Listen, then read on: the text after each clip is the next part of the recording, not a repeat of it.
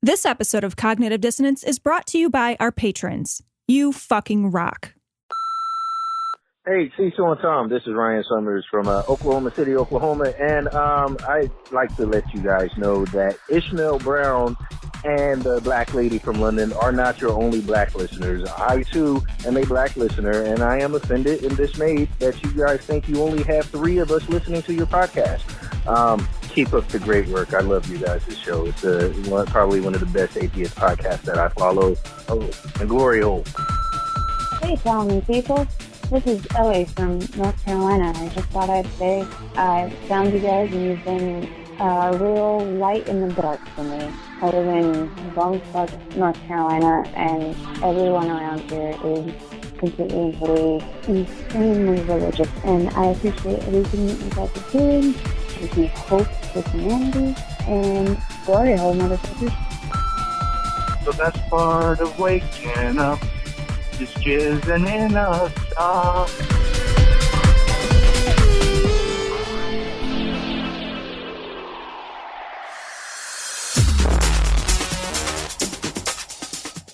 Be advised that this show is not for children, the faint of heart, or the easily offended.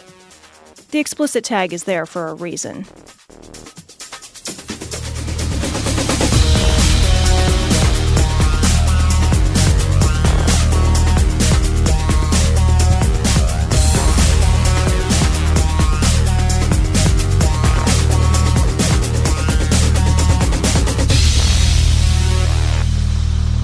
Recording live from Glory Hole Studios in Chicago, this is Cognitive Dissonance. Every episode we blast anyone who gets in our way. We bring critical thinking, skepticism, and irreverence to any topic that makes the news, makes it big, or makes us mad. It's skeptical, it's political, and there is no welcome back. This is episode 345 of Cognitive Dissonance, and we are joined by Mike Marshall from the Merseyside Skeptics Society, also from the Lady Gaga blog, Bad Romance. I hear really good things about that. We'll talk to him in some detail about that. Ooh la la, or however that goes. I'm not sure. Yeah, I mean, heaven forfend exactly. you make half an effort to get one of my projects right by name. One of these times you actually use the correct title, even just once, would be fantastic.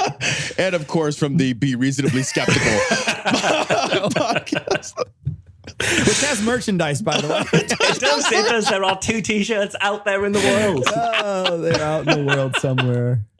We gave Marsh a t-shirt, and we gave Andy a t-shirt that said "Be reasonably skeptical." Their logo. That was a beautiful piece of that was a beautiful visual gag. It was very funny. We gave it to him at QED. So. Yeah, we gave it to them. They threw it in the audience. As soon as we gave it to him, Andy looked at it. He's like, "Huh?" And he threw it. He's such a dick. But that was amazing. That was absolutely amazing. I've still got mine. I cherish it. If I ever do any painting and decorating, it'll be first on to protect anything else that I wear from spillages or other such ruination. All jokes aside, Marsh, you've got a project, a bad PR project that you're working on, and unfortunately, it's super fucking relevant. It's terrifyingly relevant right now in a way that makes me die inside in all the few ways I'm not already dead inside.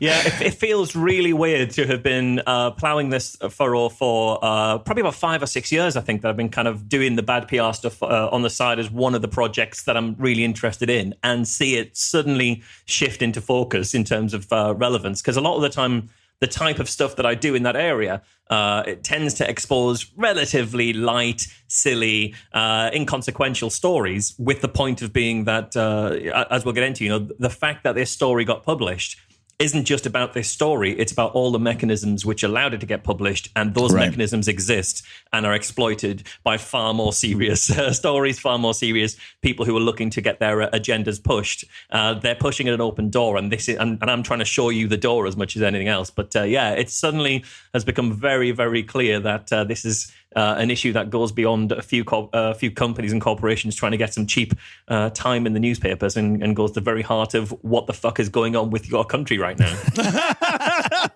And it's kind of weird, actually, because, like, I mean, you could do a show where you talk about politics a lot. And I'm guessing some people have said to you, well, you know, President Trump, as much as anything else, it must be great for you guys because you must get so much content out of that, which must feel a little bit like saying to someone, yeah, this polio epidemic is terrible, but your iron lung business must be booming right now. So you must be absolutely delighted. You know, you guys are thriving. We are killing it in iron lungs right now. Yeah, God. It's the best year for iron lungs. You know, it's the thing is, like, I'm sure the show will continue to do better and better as the apocalypse draws more and more nigh.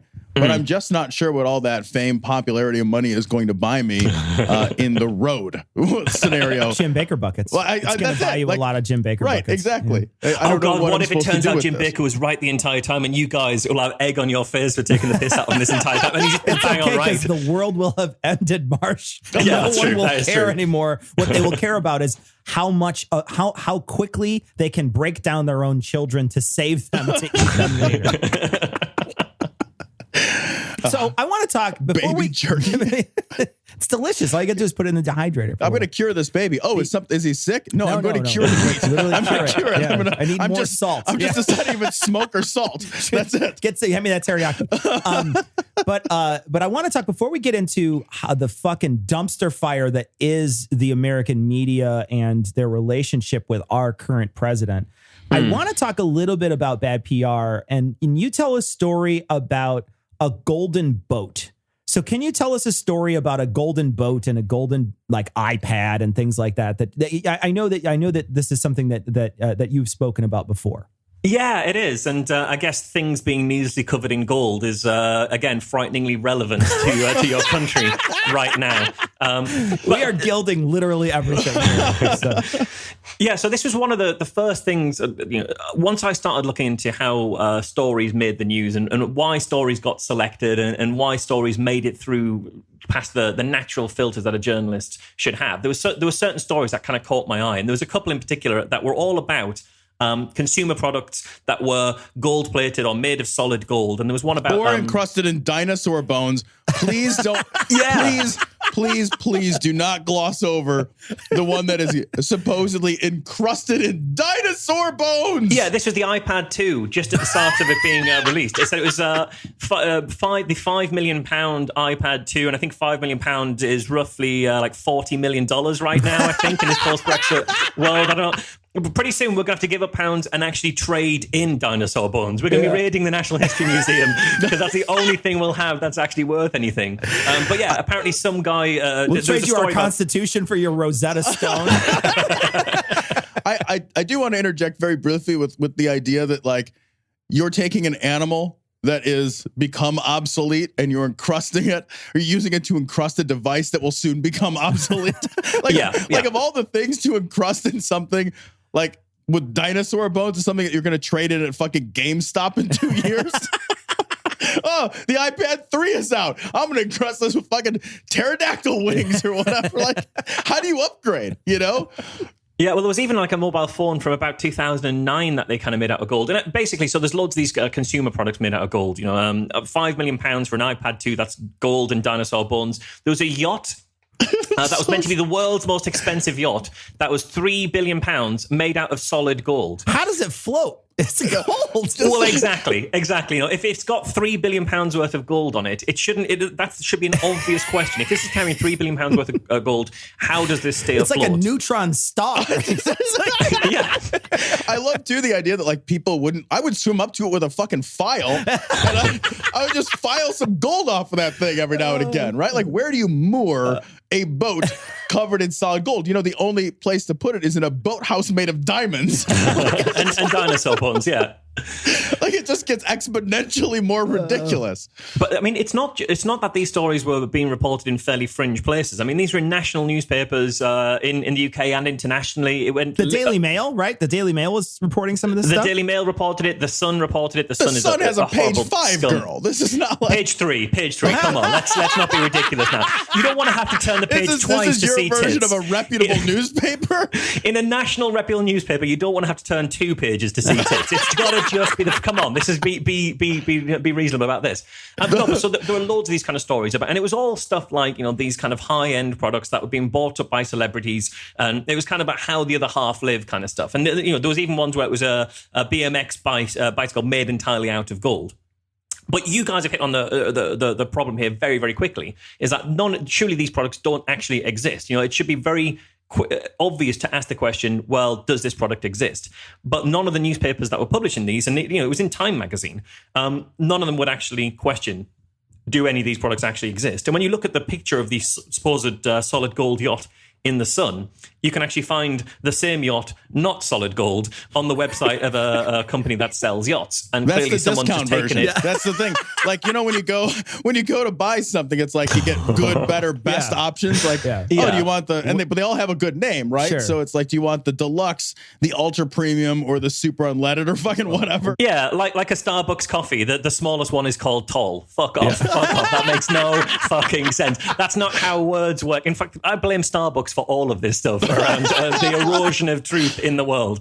But if you see this picture of a yacht, which is an identical picture, but it's not gold, and that's because that was the original picture of that yacht, and it's just been photoshopped and stuck up on and put out in a press release to newspapers all around the world, and someone's going to publish it. And actually, all of these gold products all came from the same person, who's a guy actually based in Liverpool called Stuart Hughes, who was a goldsmith, apparently. In my other job, I've worked in marketing and digital marketing for 10 years or so now, and he was actually a client of mine at one point, and he stopped being a client of ours when he started asking us to Photoshop some of this stuff, genuinely, and put together some other stuff, and there was all sorts of other kind of hinky stuff going on there as well. But there was enough in there to make me think, it's weird that this guy is the source of all these stories, and there's no evidence that any of those products exist. The bicycle, the BMX, that was made of solid gold, apparently, was literally spray painted gold. But this made national news. Solid gold, spray painted gold. I feel like you're quibbling. You're a little pedantic here. So getting these stories in seems to be pretty easy, but what's the purpose behind getting the story in, though? Well, for him, he's able to use this press coverage as essentially testimonials. This is how reputable I am. This is how wonderful my work is. It's covered all around the world. I'm an internationally renowned goldsmith. So the stuff that he actually does do, which was essentially cheap gold plating of whatever you give him, he can sell that service on. So, I do these products that end up being bought by Jay-Z and Kanye and Beyonce and people like that. So you want to come to me for your product. He's the goldsmith to the stars. Exactly. That's he can make himself the goldsmith to the stars without actually being a goldsmith to the stars. Yeah, without doing any of that stuff. Which is amazing, because I hear he gold-plated a star. That's one of the... But crucial, he doesn't even have to claim that he sold any of these products to anyone, because he can just point to the newspaper coverage and say, do you see this story? That's my work. And nothing more than that. So very clearly, his side of that equation is pretty obvious. If you were to try and buy a full-page advert in Time magazine and the Daily Mail and the Sun, it's going to cost you a lot, and everybody who looks at it is going to think, well, that's an advert. Of course, they want me to think this because that's an advert. We think of editorial and adverts very, very separately. We encounter them and engage with them in a very different way. Whereas if you can spend a little bit of money putting together a press release and an interesting looking story, no matter how fake it might actually be, and then get several different newspapers or magazines to run it, then you're maximizing the amount of impact you can have for very little cost. But also, you're not the one making the claim. The reputation of those publication houses are making those claims. The newspapers are making the claim. So if you publish in the Daily Mail, it's the Daily Mail saying this product exists, which your average reader is much more likely to accept than seeing an advert for a company. So his side of it's clear, but what isn't clear is why the journalists wouldn't question these stories. If it's obvious to three dickheads like us knocking around on a podcast that this thing is nonsense, then someone whose job is to check facts and validate information should be able to spot this really quickly.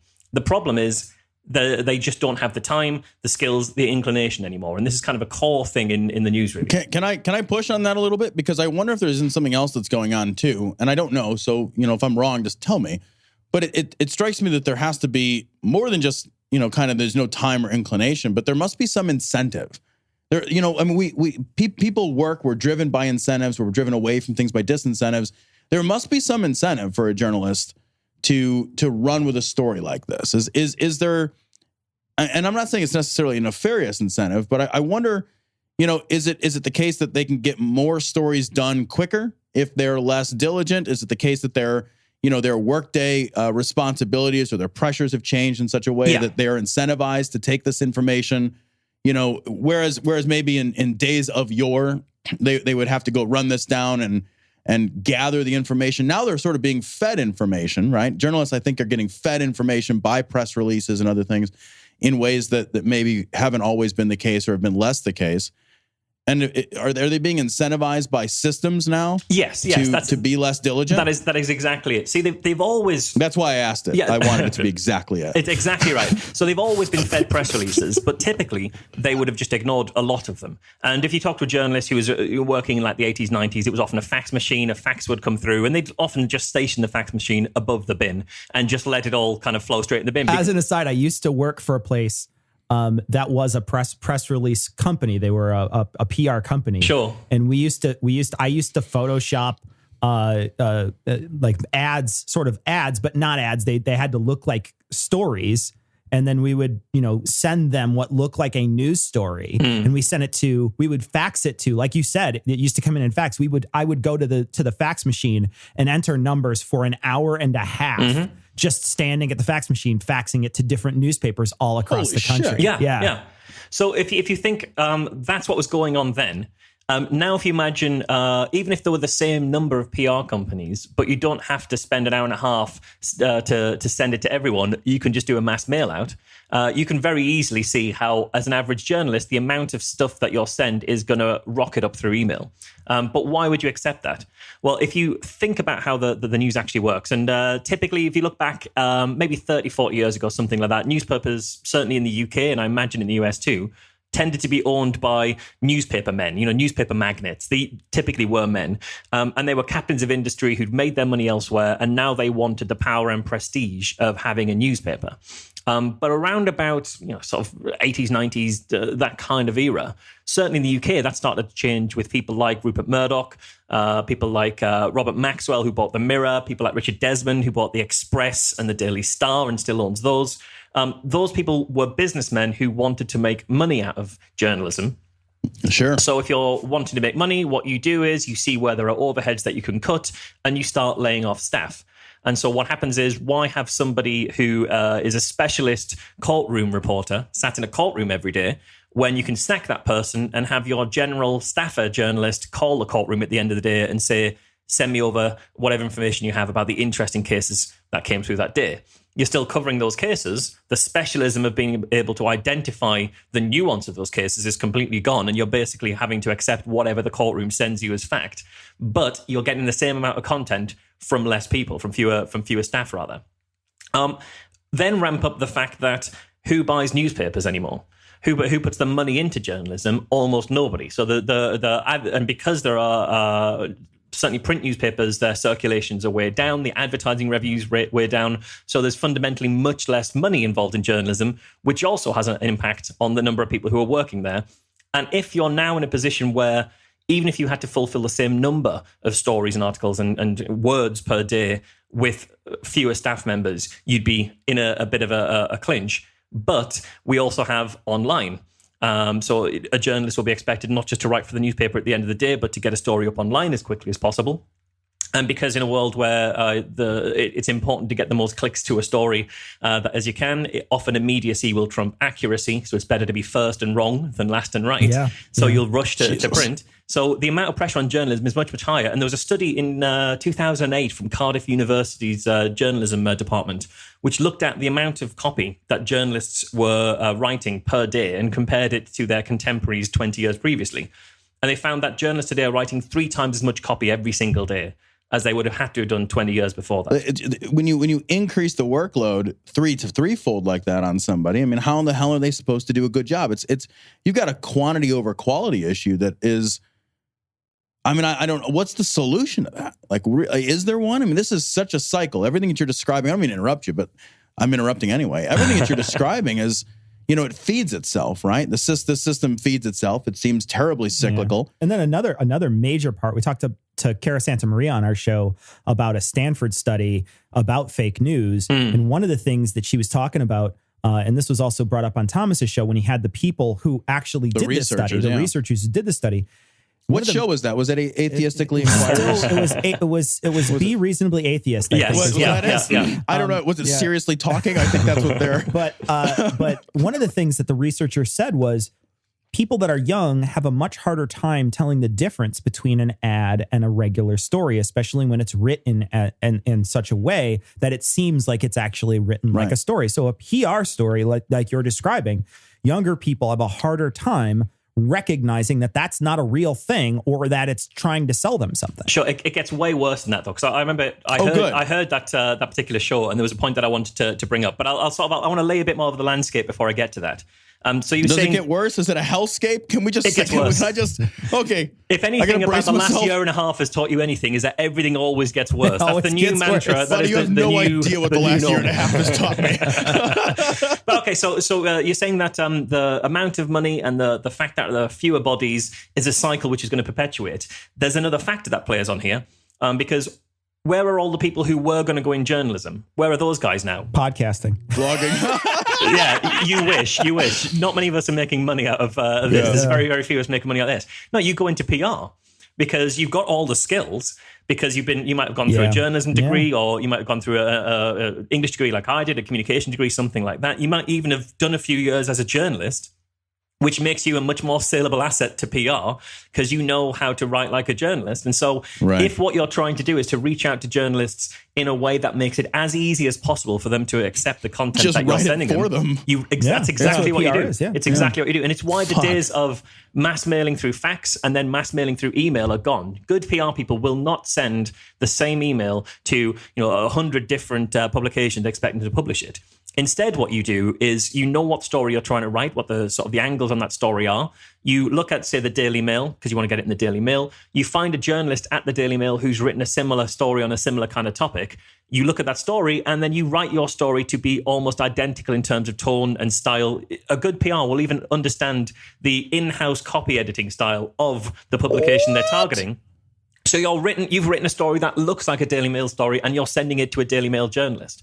Now you're writing their paper for them. You absolutely are. We're writing their term paper. That's exactly it. In fact, it got to a point where there was a story in the Mirror about 18 months ago, something like that, about this lady who had a very aggressive form of breast cancer, I think. And she said she wasn't having chemotherapy. She was treating it entirely with juices and cleansers and all this kind of stuff.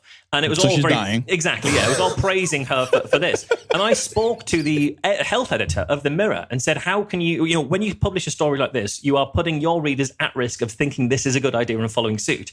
And his reason for publishing this, his kind of justification was, we didn't write this. The person in the byline doesn't work for us. They work for a news agency who delivered that copy to us. So we didn't do it. It's not our fault. It's like, it's under your masthead. It's yours. The people who read this, when they buy the Mirror, they're not thinking, oh, here's an article from Cater's news agency that happens to be published in the Mirror. This is a story in the Mirror. You can't absolve yourself of the responsibility. That is outrageous. It is. So this will kind of expand out the story a little bit more, is that they think, well, this is we're there to fulfill copy. So if you think that a journalist's job is 3 times as much content as it would have been 20 years ago, I think there are maybe 2 different ways that you approach that problem. There's a couple, but I can see 2 distinct ways. One is that you do a shittier job on all of the stories you're going to write for that day. So let's say you write 5 or 6 stories. Of course it would, Tom. That's what you do to every single episode of this show. I listen. Oh! But let's say you're writing 6 stories for the day. You can spend an hour-ish on all 6 of your stories, and you're not going to do anything good in an hour. To file 500 words, 500 words of copy. That's fair. Spend 500 words to write 500 words of copy on a story in an hour. You can't do any background checking. You can't do any fact checking. You can't call up anyone and see if it's even true. And bear in mind, when I've done stuff that got published front page of the BBC when we did the 1023 overdose, that was front page of the BBC without anybody from the BBC calling me to check if it actually happened Shut or the not. fuck up, really? Oh, yeah. So I spent a fortnight trying to get the BBC interested in that story, and they were not interested. They said, yeah, maybe we'll be involved. And I offered them every kind of level of access. They could be one of the overdoses, not interested. I gave one interview to the Press Association that morning, and it ran in every national newspaper and was top story of the BBC for the day. And nobody checked. The only person who checked was a minor Scottish newspaper who called me up at about 4 p.m.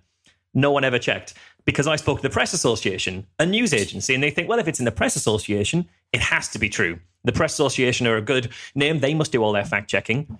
Of course, the Press Association, being a news agency, are also under scrutiny, also under kind of pressure. People might not know what a news agency is, but effectively, it's if you are the BBC or if you are the Daily Mail and you want to get a story from a far-flung corner of the world like Zimbabwe or something like that, rather than the Daily Mail or London, rather than the Daily Mail have somebody meaningless garbage town, one of those places, terrible place to live. Rather than the Daily Mail having someone risking their lives walking the streets of Chicago every day. They don't do that. The Press Association will have someone there. The Press Association will have someone in Zimbabwe. Right. We kill people from the Press Association every week. But yes. I'll tell you what, if you looked like you were from Zimbabwe, you'd have a better time of it in certain parts of Chicago. But this is really important, right? Because if you trust the Press Association fully, then what you do is they will report to you what happened. And if you want to be a journalist, you then use that as a starting point for your story and add a load of detail. Because the job of a news agency is to report accurately rather than to aim for truth. And that sounds like a very technical distinction, but the implications are really important, right? So let me give you an example. It's one I always use. Robert Mugabe tomorrow gives a speech about why he is the single greatest president any African nation has ever seen, and he's done nothing but good for his people. If you're reporting that accurately, you say, well, he gave a speech at this place, this many people came, it started at this time, and here are the words that he said. If you're going to report it truthfully, you add in, here's why he's lying. Here's why that's bullshit. Here's the historical context. Here's everything he's ever done that shows the words he's saying are not true. So that's the distinction between accuracy and truth. If your remit is to report accurately, you stop before saying 6 months ago he was involved in this, and a year ago he did this to his people, and this is the what life is like in Zimbabwe, because that's not about his speech. That's the wider context of that his speech is in, and that's not your job necessarily as a news agency. But if you're a responsible newspaper or a responsible publication, you take that initial piece. So you as BBC, the Daily Mail, the Telegraph, all those people will sign up to the news feed, to the internal feed of the Press Association. They'll pay a large sum of money every year to get access to all the Press Association's starting points on stories. And they'll take those and they'll rework it. And you have to rework it to make it journalism, because then you aren't just accepting what's true. When it came to the 1023 overdose, they all just published exactly what the Press Association wrote, never added anything to it. None of them added anything to it. And this happens all the time. In fact, at one point, the BBC had an internal memo that said, if you see something from the Press Association, you can print it verbatim, because we'll assume they've done the copy checking because they're the Press Association. They've got a good reputation. And they are one of the best news agencies out there. But it's important that you still do that extra checking. And that's just not happening because journalists don't have the time to do that, and they trust the news agencies. Problem is, the news agencies make their money from journalism. They sell to the journalists. If there's less money in advertising and less money in kind of income from subscription, there's less money that the newspapers can pay, which means there's less money they can pay the news agency, which means the news agency lays off staff and accepts PR every now and again because they're under exactly the same commercial pressures. And now we have a mechanism where not only is the journalist, maybe a journalist would turn down a press release from a PR company, but if that press release was published in a news agency that they trust, they wouldn't turn it down. They'd assume it's fine. And in fact, there was an amazing study from Bournemouth University's journalism department that interviewed people involved in press, involved in PR companies. And one of those people who ran a PR company said, well, we were finding that some of our stories were getting filtered out by journalists. So we bought a news agency. And what we do is a lot of the news that we push through the news agency is normal news agency stuff. But every now and again, we'll throw one of our press releases in and hey ho, there it is by exactly the same journalist who was ignoring us before. Now they're accepting our press releases and they don't know it's us. So that gets quite dark. I got to say, though, one interesting point that you made earlier, which is sort of a glimmer of hope, is you were saying the more subscriptions, the more money that comes into these places, the better job they can do. And we've noticed that since Trump has declared war on the media here in our country and has called literally everything except for the stuff that completely gives him glowing reviews fake news, there has been an influx of money to these organizations. And on a large scale, the New York Times is doing better than it has in many years. Failing New York Times. No, I think that's an absolute key, is that financing the journalism you care about is one of the solutions to this. I think it's only one of them. It is only one of them. Because I think like I say, if you go back to your job as a Daily Mail journalist, and you, like I said, there's two ways of doing your 6 stories for the day. One is to pump out 6 shitty stories you spent an hour on because you're taking a press release from the Press Association and various, or you're taking a report from the Press Association, things like that. The other way of doing it is to spend half an hour each or less on 3 or 4 of those stories and just accept whatever's in your inbox from anybody. And then you've got the rest of the day to do 2 really, really good quality stories. And you do a hell of a bang-up job on those. You're absolutely brilliant at them. This is responsible, perfectly sourced, wonderful journalism. 2/3 of your output that day were shit. 2/3 of your output was probably not true, and you facilitated the entire degradation of the news cycle. But you come away thinking those 2 stories I wrote were fantastic. I want to revisit. I want to take us back a little bit. And I want to revisit this idea of accuracy versus truth in reporting. You know what struck me immediately was the difference is here's a set of facts versus here's a set of facts and an analysis, right? Yes. When you add the analysis piece on, that's what you're saying is truth now, right? That's the difference between, you know, the Mugabe gave a speech and it happened and here are the words, and Mugabe gave a speech and it happened and here are the words, and as you said, here's why it's bullshit. But I wonder too, are we in a place where we need to be able to identify and understand the difference between analysis and editorializing? Because it strikes me that editorializing is always that sort of deeply slanted spin world that we also, you know, may not be fake, but is also troublesome and problematic, right? And that is different than real analysis from a point of integrity. And so I wonder, is the problem a little more nuanced there as well? I think if you look at something like, well, Breitbart is analysis, but it's obviously deeply slanted and utterly flawed analysis. But I think there is a difference between, I guess, maybe analysis isn't the right word, because obviously your editorializing is the kind of thing that the Sun, the Mail over here in this country, the Express, which will run a front page saying that the pound has soared after Theresa May's latest speech. And that's a good example of kind of editorializing. And that was the front page. Pound soars as Theresa May talks of hard Brexit. And then you look at what that soaring of the pound was, and it's effectively the cliff that we fell off in June after the Brexit result. We've gone back up a tenth or a quarter or a 1% of that cliff. But in the relative terms, looking over the space of a day, it looks like that's a soar. But I think then the difference between editorializing and what real journalism is putting it in clear context, clear and sourced context. But I take your point that, being able to distinguish between good for in a moral sense and an evil analysis is important. And I'm not really sure what the key is there. Yeah. So now the problem is just that much worse. You know, it's like, how do you tell real news from fake news? How do you tell, good analysis from this deeply slanted analysis? As a consumer of news, I found myself yesterday. I just want to tell a quick story, and then have you jump off on it. I found myself yesterday. I looked at my phone and there was a tweet out by the Associated Press. So it's the Associated Press, right? Yeah, I saw the same tweet. I think I know what you're going to say. And it said, Trump is mobilizing 100,000 National Guard troops to go round up, illegal immigrants. And I saw it and I was like, what the fucking what?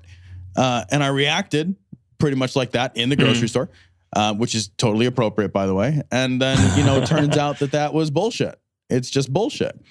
And as a consumer, bullshit in what sense was that bullshit? What's not happening?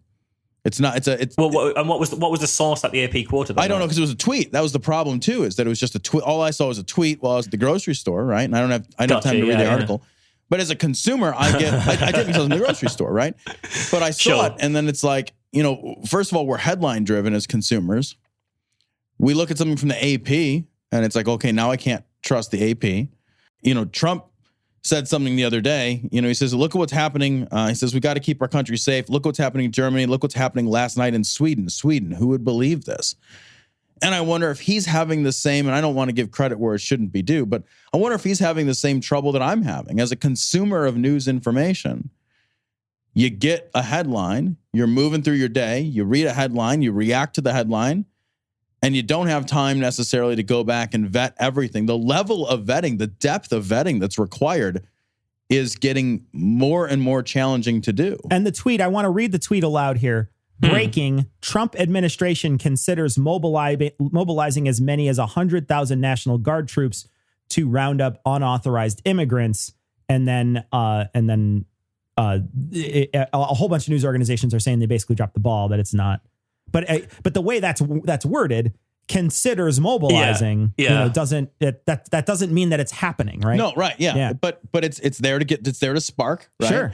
And when I read that, I'm like, holy shit! If I hear that Trump is considering mobilizing something, the man is not full of deep consideration. Like, he probably said he's doing something, right? Yeah, but that doesn't necessarily always mean. Yeah, I think this is the key point, really, because the AP's job basically is to report what's being said. Really, I mean, it's a little bit more than that, but it's to they're reporters rather than journalists, rather than analysts, and I think that's a way to. You always have to view the AP that way. Is if Trump tomorrow said we're going to bomb Jupiter, the AP would report Trump administration considers bombing Jupiter. But I think that's kind of key, is that understanding the difference between the Associated Press is not journalism. It isn't. It's reporting on what's happening, and that might be a thing that's actually happening, or a thing that someone says they're thinking of doing at some point. That's kind of what their job is to do. Now, whether they should have reported that, probably not, because without being able to source it to without being able to link it to anything tangible, anything reality, then it's for a president you have at the moment, which is an unprecedented challenge to understand what he actually thinks he wants to do at any given point, and what he's serious about and what he's not. I can understand why the AP would jump on that. You know, what's crazy again is, as a consumer, these are fine distinctions. And they're fine enough distinctions that we have to even have this conversation about, what's the difference between reporting and journalism? I'll be honest, that's not a consideration I'd ever thought about before. But it's absolutely key, though. It really is. And I wonder if part of this as well is the immediacy of everything. Is that, go back 15 years or whatever, if the Associated Press are putting that out on their wire, that makes it to news headquarters, basically, where the journalists and editors might sit around thinking, is this something we should report on?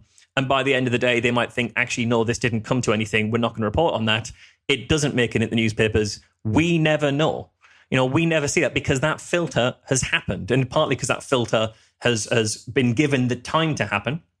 And partly because that filter at the time maybe had a bit better resource to be able to do it. These days, those two checks have been taken away, because we're getting access to what the journalists are getting access to, and that can often be very good, and sometimes, obviously, clearly, it can be very, very bad, because a journalist doing their job properly filters out crap. And one of the most important jobs of any editor, and it's something I talk about with newspaper editors and other similar people, their most important job is keeping stuff out of newspapers, not what goes in. Their job is spiking the crap, and they do a good job of it, by and large, under quite tricky circumstances, I think. And what we see is the part of the crap that makes it through that process. So that timing issue is causing us a massive amount of problem when it comes to analysing what's actually real in the news. And even the time that you were saying there, Tom, is that I read it, I saw it in the grocery store. I only saw the headline. I didn't have time to read anymore, and I reacted to it.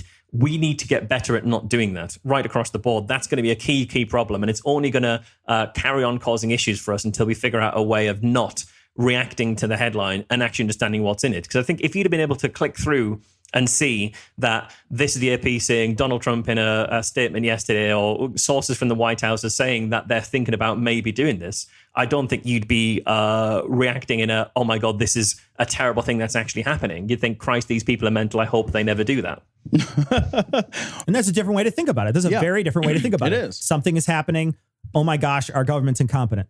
I get the point. And I think, we run into this all the time, because a lot of the stuff that we cover is from Right Wing Watch or Raw Story, because what we do is we take the clip and then we play the clip and then we comment on the clip. And we're not really reading the story that goes along with it, but most of these have such clickbaity titles that they don't actually say what they said in the piece, or they say it and it's so taken out of context that it doesn't really fit the narrative that they're trying to paint through the headline. The headline is a very different narrative than the actual clip. The clip can still be very egregious and still have some things in it that are horrible, and that when you listen to it, you're like, I can't believe someone said that. But it's bad enough. There's no reason to escalate it by making something up. Well, there is a reason to escalate it by making something up, and that's to make you read it on their site and not on someone else's site, because they have their Google ads on the side to get ad revenue.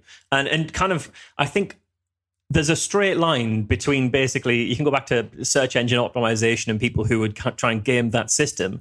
And once Google stopped you being able to game that system, I think there's a straight line into clickbait, into fake news. Yeah, right. It's kind of like fake news is weaponized clickbait, I think. And that relies entirely on the fact that we will pass along stories without properly reading them, or we'll pass stuff around and based on which headlines caught our attention. And I think we all need to get better at not sharing the thing with a sensationalist headline if the headline doesn't reflect the reality. Don't share anything unless you've actually read it. And I've been guilty of it. I try not to be, but I'm just as guilty of it often. But yeah, read the thing. And if the thing doesn't match the headline, find a place where the thing does match the headline and share that one, so we can try and take some of the weight out of clickbait, take some of the power out of it. Because it is, I'd love to see research on the psychology of clickbait, because it's, whether it has flourished intentionally or whether it's been a sort of a natural competitive evolution, we've gotten to a point where the people who are very good at clickbait are very, very fucking good at clickbait, at getting you to do the only thing they care about, which is to click on their site. Yep. And I'd love to see an analysis of exactly what psychology it's exploiting, because I think it's very smart. It's always titties. It is. That is true. It's titties. Yeah, I think the weaponized clickbait is what's driving fake news, and I think it's very, very clear that for one reason or another, that has been particularly weaponized with one side of the political spectrum. Now, that might be because it's easier to court outrage with that side of the political spectrum, and I think it may well be. I mean, it's the hugest irony to me is that the extreme right wing accuse the left of being offense takers, of being snowflakes who'll take offense at everything, and it's the right wing who are offended by everything. Two guys walking down the street holding hands offends the right wing, right? But they will paint the left as protesters offend the shit out of them. They can't stop talking about protests. You're like, well, aren't they allowed? No, they're just crybabies, damn it. And I don't want them doing it. You're like, oh, well, calm the fuck down, dude. No, you're crying about this. Literally nothing to do with you. Right. Yeah. Women in the workplace offend them. You know? Exactly. Yeah. So I think partly it's that it has been easier to outrage one side of the political spectrum than the other, and that means that's a very easy, fertile ground for clickbait. And I think there's probably another large element that the people who want to exploit the far right or far right sentiment, or the kinds of fears and sentiments and things that the far right prey on, those people are much less ethical about what they're choosing to do. I think it's very, very hard for someone who is kind of a progressive, left kind of leaning, let's all just get along, let's make things equal for people. It's very hard to square that off with, okay, then we'll use this incredibly overtly and intentionally exploitative technique in order to do that. I don't think that's impossible. I think you can get there, but I suspect the barriers to getting there are far, far lower. And we certainly saw that in the UK during the Brexit debate, where we had Nigel Farage, who is not an elected MP, has never been an elected MP, stood in front of a big poster which is very clearly echoing Nazi propaganda of a line of Syrian refugees. And that was their leave, get out kind of, that was their poster to say, let's get behind the get out campaign. So there was a line of refugees, and it just said, "Who would miss them?" or something. I forget exactly what the headline was, but it was kind of effectively saying these are people all coming over. But these are garbage people. We hate all of them. Please kill them on the street. They just photoshopped the word terrorist on all their shirts. Yeah, exactly. But the thing is, it could not have been more clearly echoing Nazi propaganda. It was literally a still. Like, you could put it side by side with a still from Nazi propaganda, and it looked exactly the same. Now, I suspect the people who put that poster together didn't think, you know what, who was really good at this? Adolf Hitler, Joseph Goebbels. I don't think that's what they would have said, but I think they would have completely known what they were doing in terms of the message they were sending with that image. But they were very happy to do that in order to get their win. So, Marsh, I just have this feeling of doom. Yeah. No, there's another one. Yeah. Also gloom. Yeah. There's a doom and a gloom. Yeah. If it helps, we haven't even scratched the surface. Honestly, there is a lot more in here. How would that help, Marsh? How would that help? We haven't even scratched the surface. If people wanted to scratch the surface and find your blog, what would they do? They go to badpr.co.uk, and you can find me on several other places where I'm having this kind of conversation too. In fact, you can find me on Talk Nerdy with Cara Santamaria a couple of episodes ago, where I went into a different aspect of this thing too. So if you're enjoying this and you want no one is enjoying this. No one is enjoying is not the right word. If the intellectual masochist side of you wants a bit more of this, then that conversation with Cara went in a very different direction, but still kind of explored this kind of stuff. I think it is a depressing area, but it's becoming frighteningly more real than I ever thought it would be when I started looking into these silly stories some years ago. So you're still doing Skeptics with an Incredulous and Be Reasonably Skeptical. Those are two things that you're still doing. Very much am. Be Reasonable's back. I kind of hadn't done much Be Reasonable for the majority of last year. Unreasonable. But it's back it was unreasonable. But I've got a couple of episodes out. I interviewed a guy who believed that not only is the world flat, but also it exists within a dome, like a snow globe, essentially. He directly references the Truman Show as his belief. Wait, are you kidding? Honestly, Is it a dome? This guy was amazing, right? Is it a full spherical dome, or is it like a half dome, like a dinner plate dome? Yeah, like a dinner plate dome. Yeah. And on the outside, so you've got the stars painted on the top of it. So the stars are painted on. The sun and moon exist because we can see them moving around, but we know they're not far away because of the same size. I can't wait. It had my favorite point of one of my favorite points of these conversations that I've ever had, really, because he said at the beginning that he was a conspiracy. He was really into lots of different conspiracy theories, and then the more he looked into it, this was the one that he started following even more. And so towards the end of the interview, I said, "Well, you said you're into all these conspiracy theories before. Have you subsequently found one conspiracy theory that you used to believe in that you no longer believe in?" And he said, "Well, the thing is, once you know the world's flat, this brings it all together." Because I was thinking, why did they kill JFK? Well, obviously, it's because he knew we didn't land on the moon. And so he's putting all these conspiracy theories together. So he said, but the one that I don't believe in, and I really want to have a debate with this guy to show him how wrong he is Richard Hoagland's theory of the face on Mars and civilizations on Mars. I don't believe that's true anymore. And I said, yeah, but that's because you don't believe in Mars. You don't believe Mars exists. Yeah, you didn't really walk that one back. That doesn't count. When are you going to have David Icke on? Oh God, I've been trying. I have been trying for years. I really want to keep trying. I really want Andrew Wakefield on. I really want him on. And I'm going to keep trying on that. And if anybody has any requests for areas they want me to cover or people they think would be good, then I'm all ears. I'm always looking out for new, interesting, odd, unusual beliefs to explore. So yeah, people can get in touch on the show there, and I'll be all ears, really. Marsh, thanks for coming on and depressing us today. We really do appreciate it. Yeah, always a pleasure. So I'm going to give you my gun at the end of this episode, so I don't use it on myself. Sounds good. Thank you. Keep up the great work, Marsh. Cheers, guys. You too. Ready to stick it in the glory hole? Get links to their Facebook, Twitter, and if you still use it, Google Plus account at their website, dissonancepod.com.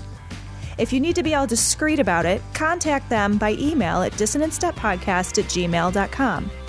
Or you can call and leave a ransom message at 740-74-DOUBT. That's 740-743-6828. Want to hear Cognitive Dissonance commercial free and gain access to exclusive content, including full patron-only shows? Head to patreon.com/dissonancepod and become a patron to support the show on a per-episode basis.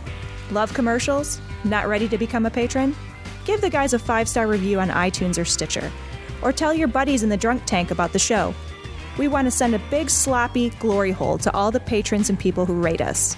You fucking rock. This story comes from deadstate.org. .org, I guess it's like a charitable organization, right? It's .org, that's what that's for.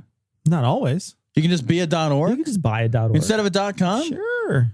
We should be a .org. I feel like it's fancy. No? It's not a fancy. I feel like it's fancy. Can we be a .biz? We could be a Glory. .tv. Can we change our website to gloryhole.biz? Because there's business happening at the Glory Hole, buddy. I guarantee there's already a Glory Hole. I kind of want to look it up and see what it says. And I also kind of don't want to crash my iPad. It's funny because Megan, when she posts our show, will put hashtag Glory Hole. And I'm just thinking that is the fucking absolute worst thing to hashtag, because hashtags are there so you could click on them and see all the hashtag Glory Hole has got to be the worst. Some poor, what I actually feel bad for is some poor guys out there searching for a good glory hole, and he stumbles upon this show I instead. know. Hashtag glory hole. And he's like, fuck. These These guys can't even get me half erect. First of all, they're like, he's fully erected, still looks half, you know? We don't judge at the glory hole. Oh, yeah, we do. We're quiet about it. We're just quiet. It's polite. We use sign language and you can't see because you're on the other side of the wall. We'll just be bitchy to our friends about it later. You just hold your fingers about a couple inches apart. And be like, Creationist Ken Ham claims dinosaurs and humans fought in gladiator battles. And I fucking love this. So when we were down at the Ark Encounter, what was that? How would you describe the Ark Encounter, Cecil? Something that was put together by someone who one time won a science fair project for making a volcano out of clay. It's like, I like to think of it as like an indoor taxidermy zoo. Yeah. Of animals that didn't exist. Yeah. It's like an imaginary indoor taxidermy zoo. There are some animals that existed for sure. That's absolutely. True. But there's the weird poo monster or whatever. The turtle without a shell. Yeah. It hadn't evolved its shell yet or whatever. That is my favorite. I love the turtle without a shell. I would eat the fuck out of that thing. Oh, God. The only problem is he doesn't carry a bowl with him. Yeah. So, you got to bring your own bowl for the soup. It's fucking weird. I love animals that carry their own utensils or serving ware with them. You know, like a lobster. There's nothing better than eating a crab that you've killed and then you scoop out its guts and serve it to somebody in its own body. I fucking think that's just I think it's funny when they take like a chicken and put it in the crab. And you're like, why would you? That's like a fucking super insult to the crab, right? It's like, when I am eventually killed and eaten for my carcass, I don't want to be stuffed in something else. Eat that. Not one sitting. I'll tell you what, not in one sitting. You don't know where I've been, Lou. You don't know where I've been. I know where I've been. Oh. Nobody's going to eat that. Yeah.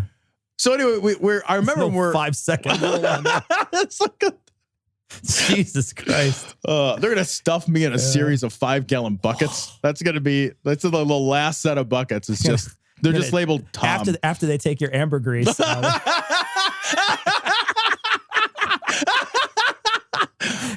And Ishmael sits on your back.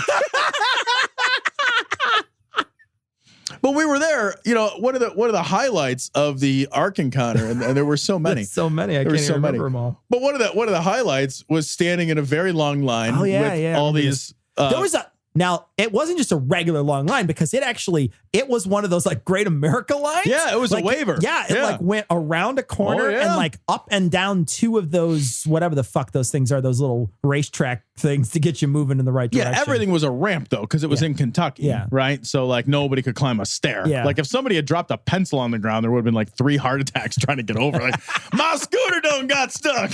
Like, if you take one out though, he's just going to roll down and take out all the rest on the way up. It's like bowling with Hicks. Right? Yeah. The nice thing about waiting in a Kentucky line is the line takes up a lot of physical space, but it's still only 4 people deep, you know? So like the first guy, you're like, fuck, I'm like a half a mile behind. And then one guy goes and you're like a quarter mile now. And you're like, that's a big one. It's like being behind 4 double-decker trucks. Right. Yeah. But at this thing, there was one of those goofy lines that made you go up and down. A backsies forces, right? Yeah. And so we got in that line. I remember like, oh man, it's going to be good. Now it's not going to be like a cage with a speaker that tweets like a bird, for example, because that's a thing. No one stayed by that. Yeah, nobody hung out there. That was pretty self-explanatory.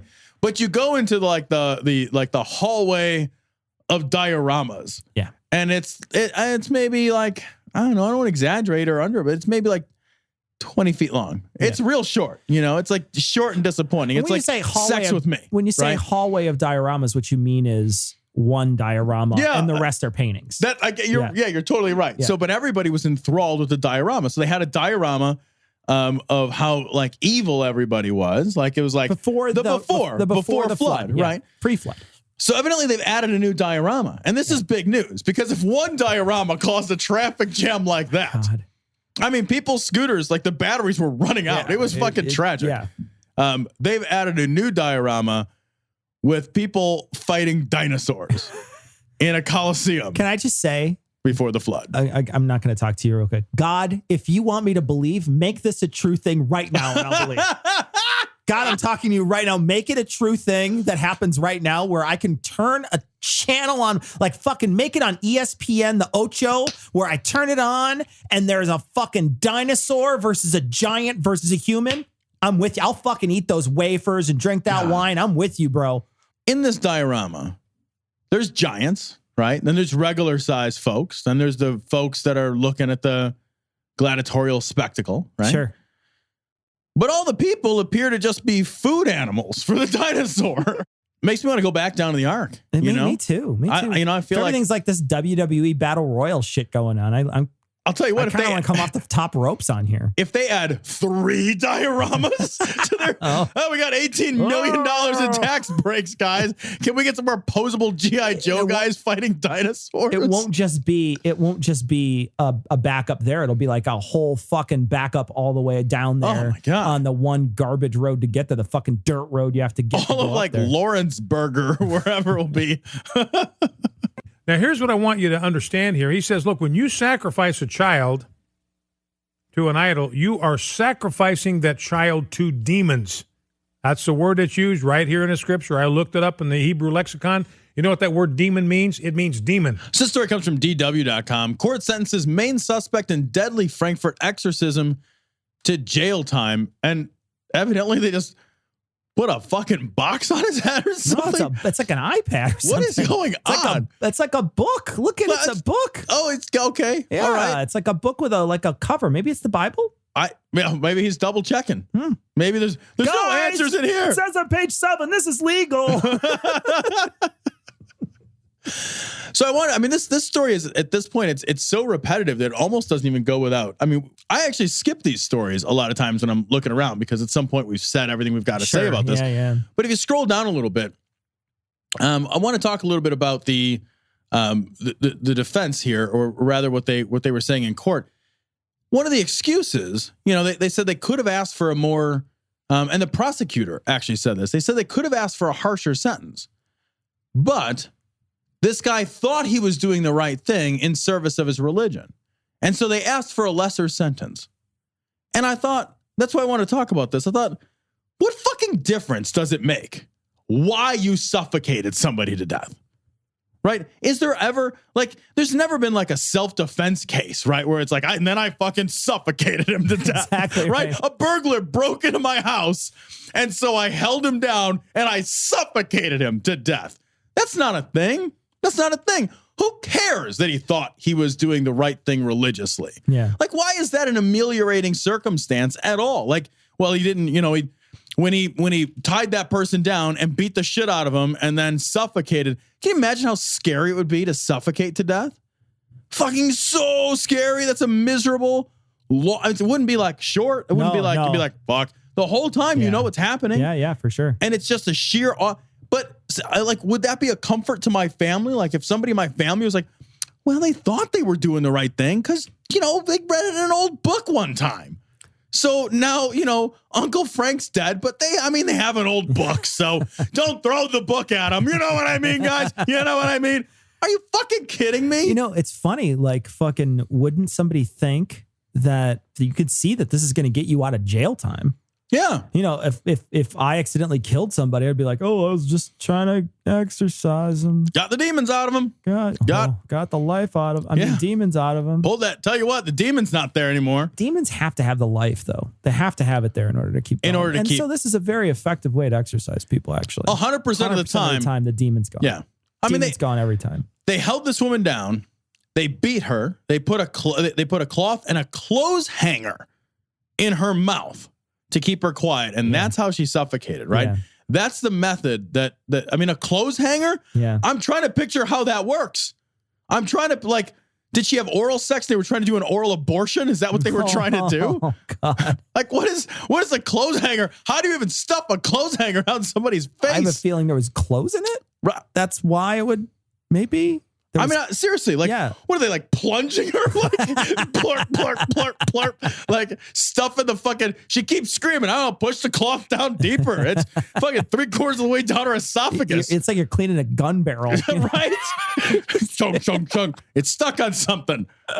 It says here, the defendants attempted to perform an exorcism on the victim in a Frankfurt hotel room on December 5th, 2015, because they believed the woman had been, quote, possessed by demons after she allegedly began talking to herself and lashing out for no apparent reason.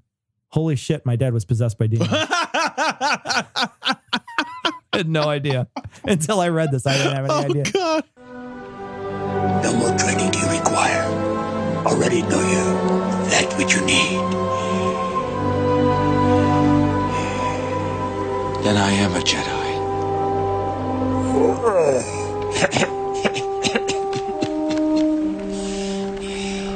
Not yet. I picked this story, no shit, just for you. Oh, yeah. Because I don't understand this at all. This is from Right Wing Watch. This is Josh Bernstein. Obama is a Saul Alinsky Jedi Knight trainer organizing the protests against President Trump. I have no idea what this means. Oh, Saul Alinsky wasn't he a co-author, right? But why is he a Jedi Knight trainer? Well, we'll find out. It's a short clip. So let's play it. This is from Right Wing Watch. This is Josh Bernstein. Finally, we have someone that's plain spoken. He's talking about Trump. Yeah, Plain spoken. Because he can't form complex sentences. That's like when you go to parent teacher conferences and they try to be real nice about your stupid kid. Right. Oh, he's gentle. He's very gentle and he's emotional. Right. And he's a good friend. He's to this stuffed animal. He seems to be a good listener. He has no other friends. It's like take him out of school now, actually. Actually, if you could suffocate him with a coat hanger. We're not sure how, but we know it can be done. We have evidence from Frankfurt. Get off early. Who's going to shake things up, that's going to fight back against the liberal bias, call them out as what they are, which is fake news. And I think it's amazing because, again, the left coast and the New York area, those two areas of the country, they don't get it. They're so disconnected from the reality of what is really taking place in America. Where people live. The two areas of the country where people live and have an education. Yeah. Like those areas of the country with the culture and the thought learnings and most of the GDP. Yeah. Like, really? I mean, it's most of the GDP. Yeah. You just named the left coast. Haha, so clever. Whoa. And then the New York area.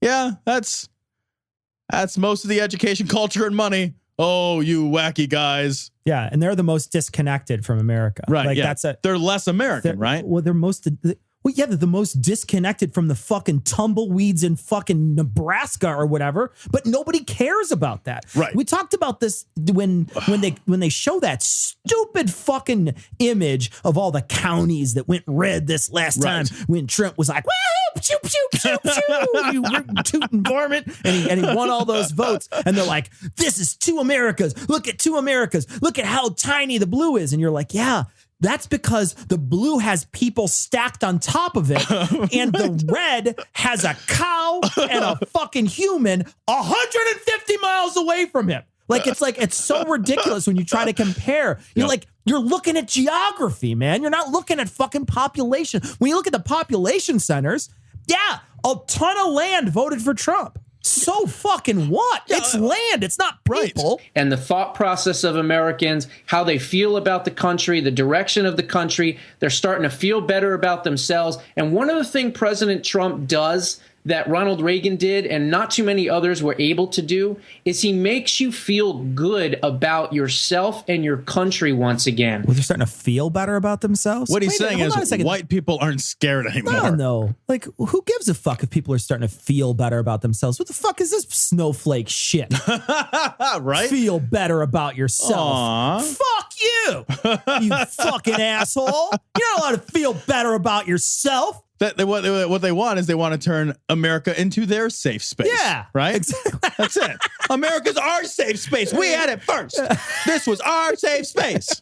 Where we've had 8 years of this diabolical leader in Barack Obama. Diabolical.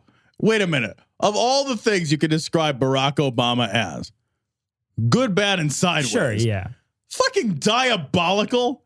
Wait, what is his, what was his, he's done. Like at this point, they're done. They have no more conspiracy. Well, they don't because we'll talk about more. We're going to talk about more. But they should have no more conspiracy theories around Barack Obama left, right? Everything he was going to accomplish as president, that ship has sailed. Yeah. It's over at this point. And what's the most diabolical thing he did? He get like 20 million people have health insurance. Wah! Like women. Like what? Women got to use the bathroom of their choice, and men got to use the bathroom of their choice, right? I mean, I'm trying to think of what is the diabolical piece. Hey, he didn't take your guns, guys. Yeah. He didn't take them. Yeah. You still have your fucking guns. It's all you were worried about. The black guy didn't take your guns. He didn't fuck your wife. He didn't take your guns. You're fine. Yeah. They're still paranoid that the big scary black man in office is going to do the fucking evil, like fucking mustache twitching fucking, volcano layer shit. There's nothing left. He has no more time. Who has done nothing but divide and conquer. Divide and conquer. Fucking explain a 6-year fucking congressional cock block. Explain that. Where'd the conquer piece come? Well, yeah, you could talk about divide all day, though. Yeah, when you talk, but he's saying that Obama divided, right? Because I know their argument is that Obama racially divided America, right? That I know that they would argue that. They would say that because he was black. I don't know if you noticed that. He really was. What they would say is that those riots, the whole Black Lives Matter thing, none of it would have happened without Obama in office. What they would say is that it's not how he responded to it. It wouldn't have even happened. Yeah. Because the uppity black folks. He enabled the uppities. Right. Yeah. The black folks done got some power now. Got it. In order to grow his political base. And we're starting to see that now where he's never going to go away. We've got the shadow government that's going on in Washington. He's moved to Washington. He's moved to Washington. Well, he was already in Washington. So what? You don't move to where you were. Well, I mean, yeah, right. Well, he's moved out of the White House. Yeah, moved to a different, it's stayed in the same city. Yeah. Well, okay. Was he required to leave the city? What? Oh, you're not president anymore. Get the fuck out. It was a gunfight at the OK Corral, and he had to leave town. No more black guys in D.C. after 2016. Like, that's it? Like, sun's setting, boy. You best be a running. Are you kidding me? Shadow government. These guys can't figure out what story they want, right? Shadow just means black, Tom. All right, you got me. You got me. He's sending out, 25 to 30,000 protesters at a time. He's training them. He's training them? Yeah, no. You ever see those old kung fu movies where the one guy stands in front of everybody with a spear, right? And all those other guys like protester signs.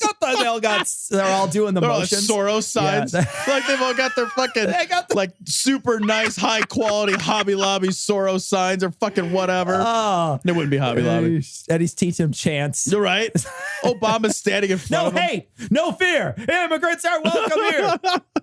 What training do you need to gather with other people and stand? Training. What was it? Oh, I don't know what to do. Should I sit? No, they're doing like tons of cardio, bro.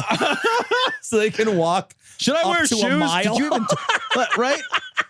Should I wear pants? Did you even attend the training, Joe? Did you even go? They could stand for up to hours. I mean, he is literally the Saul Alinsky Jedi Knight trainer. I don't know what that means. I don't know. I don't know what it means. I don't know what that means at all. I don't know what that means. I do know this. If you strike him down, he'll become more powerful than you could possibly imagine. I know that. I know that. They've got their protester signs. They're trying to hit like a glowing orb with their fucking blindfold on or something. Wow, wow, yeah, wow, wow. At a certain point, Trump releases the Rancor monster. I don't know what that boo, boo. And Obama, at the last minute, takes a protest sign and sticks it in its mouth. And then it's perfect. It's absolutely perfect. And then he uses his mind tricks to make a portcullis fall on his face. Yeah, I don't know what a Jedi, why you would even bring Saul Alinsky into the same, as a Jedi Knight trainer. I don't understand what that means. These are not the metaphors you're looking for. Jedi Knight trainer. Right now. And what he's doing is he's setting up shop and he's trying to defend his, horrible 8-year legacy. Why would you defend your legacy? And the thing is like, okay, that's fine. Maybe they're mad that he should just be saying, okay, I did a bad job, everybody. Sorry. Whoopsie doodle. That was a whoopsie doodle 2-term presidency. I know, right? Whoopsie. Sorry for ruining everything. Although They're just mad that he's not disappearing. Yeah, I think that's really what this is about, right? Because they're mad that he isn't crawling into the woodwork, or at least saying, you know what, Trump's got a point. I was a terrible, terrible black president. I was the worst. He's the worst black president. He is the worst black president we've ever had. We've never had a black president. A black president that has been as bad as Barack Obama. That's true. Yeah. We probably at this rate won't for a long time. They're going to make you conform to them. You're going to say you like anal sex, you like oral sex, you like bestiality, you like anything you can think of to whatever it is, and sooner or later you're going to have to conform your religious beliefs to the group of some aberrant thing. It won't stop at homosexuality. So this is Pat Robertson, also from Right Wing Watch. People who oppose Trump are revolting against God, says a man so revolting himself. His ears are nearly catching up to his cheeks at this point. They are starting to droop. They're melding into one. What's happening. Like I've never seen. He looks like something hastily formed out of clay. Like it's really just hastily formed out of clay. All right, so this is Mr. Robertson. The press is against him, so you read the Bible and no, I don't. no, we've already lost me. What are we? 6 seconds in? Well, no. You read the Bible. No, hard pass. Nope. There was a point in there where God told Jeremiah, he said, tell them to take the yoke of Nebuchadnezzar, and they didn't want to do it. Oh, Jesus Christ. The oak of Nebuchadnezzar, isn't that like one black, one blue, and 3 colorless? I'm going to tap Isn't that a ship in the Matrix? I'm going to tap my soul ring.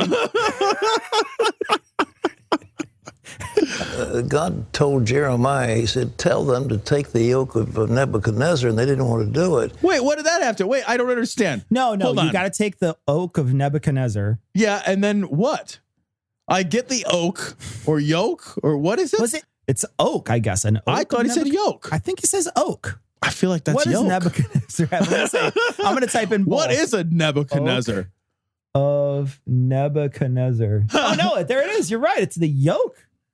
The yoke of Nebuchadnezzar. Yeah. And you read the Psalms, I believe the second Psalm, which says, why do the nations rage and imagine a vain thing, and they revolt against the Lord and his anointed? I think somehow the Lord's plan is being put in place for America, and these people are not only revolting against Trump, they're revolting against what God's plan is for America. The fuck? Yeah, he's saying fuck? Yeah, he's saying that God has decided that Trump should be president. Trump is now president, and now if you don't like it, you are attacking God's plan. And certainly he would have said the same thing if Hillary had won. No? Oh, you don't think so, Cecil? Well, I think he would have said something very similar. It would have been the exact opposite, though. It would have been like, these people wanted God's plan for the country, and they didn't get it. Now we have to take our yoke off, and then we have to just use the whites. And sometimes that's not very good. Well, that's what he wants to do. They just want to use the whites. Maybe a little shallot that might turn it into something. But here's the thing. Because we just used the whites, now we have Trump.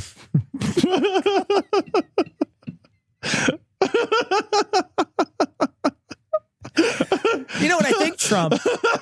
I think uncooked egg white. I think, that's about accurate. I think he looks like a sack full of uncooked egg whites. He has the fucking body consistency. Like of viscous fluid.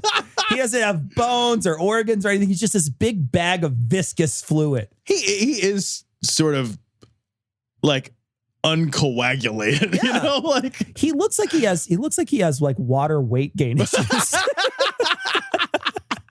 These other people have been trying to destroy America. These left-wingers and so-called progressives are trying to destroy the country that we love and take away the freedoms they love. They want collectivism. They want socialism.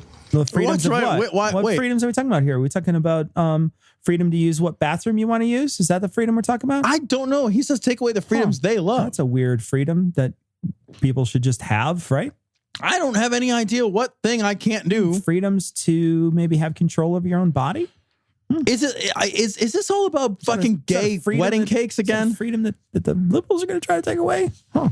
That's weird. Yeah. Seems something like the Republicans just fucking tried to take away. Right. Like, woman's going to get an abortion. It's like, you can't do that, but you're more free. You're more free. More free here.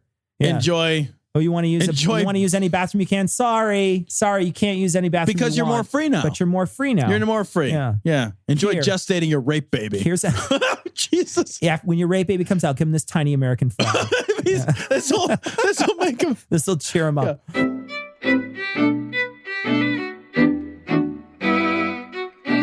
So we want to thank, of course, we want to thank all our patrons. We cannot appreciate our patrons enough for their hard-earned dollars. Thank you also very much. But we want to thank our newest patrons: Barbecue at the Laser Factory, Chris, Jack, Marcus, Michael, Jeannie, Kimberly, and Sierra. Thanks so very much for your generous donations. We really do truly appreciate it. Thank you.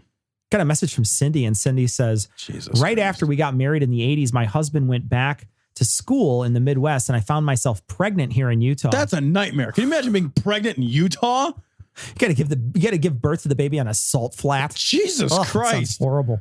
He was sexually assaulted as soon as it's born. Oh, God. He had to write a letter and get it notarized, giving me permission for my abortion.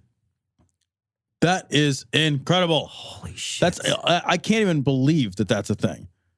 Who would notarize that letter? Awful. Just awful. What's this country come to? Devin left, I think, a very funny message, which happens to be Donald Trump's D&D full character sheet. God. So I'm going to, for all you gamer geeks out there, check this out. It's going to be in this episode show notes. It's 2 PDFs. I thought it was hilarious, Devin. Thank you so much for creating it. It made me laugh out loud. Got a message from Joseph and a couple other people. This is an Alex Jones mashup with him just screaming and grunting. It's real hard to listen to the whole thing, but it's amazing. It's amazing. It's really funny. So check it out. It's on this episode show notes. This is episode 345. We got a message from Dlinka about episode 343. And Dlinka says, can you tell me why you bleeped out the N word and the T word when Ishmael was on? And I love this. And the reason why I bleep out the N word, one, I don't feel comfortable saying that. Sure. I don't mind that Ishmael says it, but when Ishmael came on the show for the very first time, I joked about bleeping him, and then he made a big deal out of it. Right. When he made a big deal out of it, I had to bleep him. Because it's awesome. Like, I just had to. I couldn't not let it go, right? If it irks Ishmael pillow hands. It's really just it's me jabbing at him. Right. So I bleeped him. I bleeped him 3 or 4 times on the first show. Then we had him on again, and he came on and I bleeped him again when he said it a couple times. And he told me I shouldn't bleep him. But then later on in the show, he said that thug is the new N-word. And well, the moment after he said it, I was going to bleep it all. Then I decided, no, I'm just going to say until he says it, because it wouldn't make sense until he says thug is the new N-word. And then I started to switch to bleep those as well.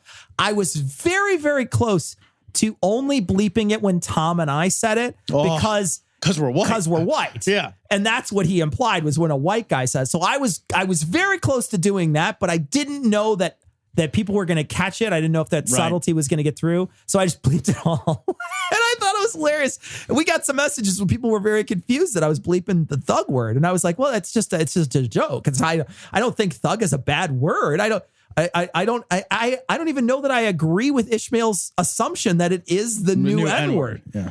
But it's what he said, and it just so happened that I wanted to bleep it. It's a joke show. It's just a joke. That's all. This is from EE. And EE sent in this, and it's I just want to read the top. It says, as you joked in your latest episode, thinking gay thoughts when inseminating woman makes a baby gay, it may actually have some biblical support. It describes how animals fucking while seeing striped stick will give striped offspring. So here it is. It's Genesis 30:37. Go ahead, Tom. The dumbest fucking thing. Go ahead. Jacob, however, took fresh cut branches from poplar, almond, and plane trees and made white stripes on them by peeling the bark and exposing the white inner wood of the branches. Then he placed the peeled branches in all the watering troughs so they could be directly in front of the flocks when they came to drink. When the flocks were in heat and came to drink, they mated in front of the branches, and they bore young that were streaked or speckled or spotted.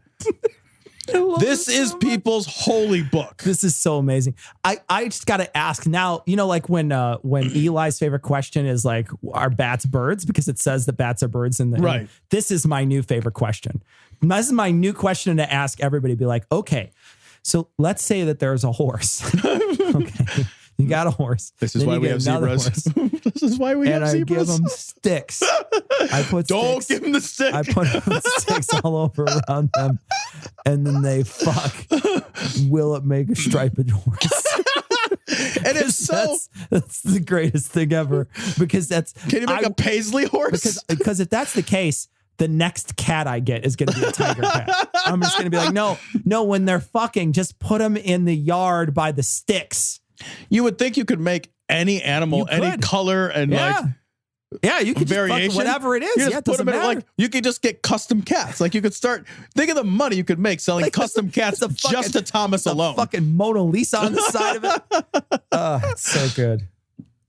All right, so this is a message from Jason. We got this again from a bunch of other people, and this is Stephen Colbert just going off on Alex Jones. I'm not going to play it; it's a 4-minute clip. But go ahead on our website, dissonancepod.com. We'll link this to this week's show notes, episode 345, and it's the intro to the Tonight Show. It's when he comes out and does his little jokes. Is that he on the Tonight Show? Is he the Tonight Show guy or is he the Late Show guy? I don't know. Whatever. I don't know. He's on the CBS one. That's the Late Show. Okay. So he gives his little spiel, but the best part is he goes after Alex Jones and he like calls him an idiot. And like, he's totally unkind. He's completely, he does not give fucks at all. He's just like, nope, it's fucking, I'm just going to wreck this dude. And he does. It's very funny, actually. So check it out when you get a chance. We want to thank Marsh from Be Reasonably Skeptical for coming on. What a great guy. Incredulous with a K. I mean, he is just an excellent guy. Very funny. Also really knowledgeable. Scared the hell out of us with this stuff. So he's very, very knowledgeable. Super depressing. Yeah. So way to do that. Yeah. If you want to find out anything about Marsh, you can check out this episode's show notes, episode 345. We're going to link his various projects that he's involved in on this week's show notes. We want to thank him, though, for coming on. He is really just a great guest. And I love to talk to him. Really cool guy. So that's going to wrap it up for this week. I do want to mention that we did a live show this last Sunday, the 18th. This upcoming Thursday, we're going to be releasing that live show audio only on our feed. So this week on Thursday, you'll get a show will come up and it will be the live show that we recorded. That show will be going out. Like we say, it'll just be audio. It'll just be the audio that has been ripped from that. If you want to see the video is on live stream and it's also on YouTube. So you can check out those videos. But we're going to be releasing that entire episode, which is a good long episode, actually. It's a good hour and a half, hour and a half, I think, maybe an hour and 40 minutes almost. I think so, yeah. And we cover the Trump press conference. So we play clips and then we talk about it. And then we also interacted with people that were online. So if you want to listen to it, it'll be releasing this Thursday. But again, like I say, you can also watch the videos. Those videos exist. So you can listen to it right now if you wanted to. Just go into our YouTube page, or you could also just go to the live stream page. That's going to wrap it up for this week. We're going to leave you like we always do with the Skeptic's Creed. Credulity is not a virtue. It's fortune cookie cutter, mommy issue, hypno Babylon bullshit. Couched in scientician, double bubble, toil and trouble, pseudo quasi alternative, acupunctuating, pressurized, stereogram, pyramidal, free energy healing, water downward spiral, brain deadpan, sales pitch, late night info docutainment. Leo, Pisces, cancer cures, detox, reflex, foot massage, death and towers, tarot cards, psychic healing, crystal balls, Bigfoot, Yeti, aliens, churches, mosques and synagogues, temples, dragons, giant worms, Atlantis, dolphins, truthers, birthers, witches, wizards, vaccine nuts, shaman healers, evangelists, conspiracy, doublespeak, stigmata, nonsense. Expose your sides. Thrust your hands, bloody, evidential, conclusive. Doubt even this.